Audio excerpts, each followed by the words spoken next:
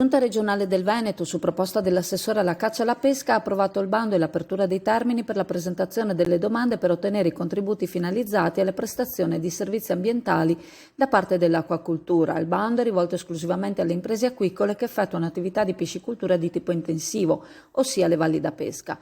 Ora gli operatori delle valli da pesca potranno presentare la domanda di contributo. Questa dovrà pervenire entro 60 giorni da oggi.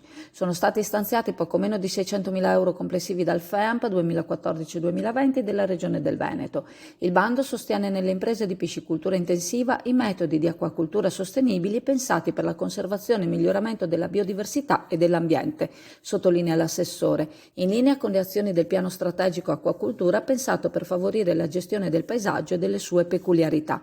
Con questo bando, giunto alla 12ª apertura, conclude l'assessore alla pesca, ancora una volta la nostra Regione si conferma virtuosa nell'applicazione delle disposizioni comunitarie e nell'attenzione verso le valli da pesca che rappresentano un settore strategico e fortemente caratterizzante dell'economia del Veneto.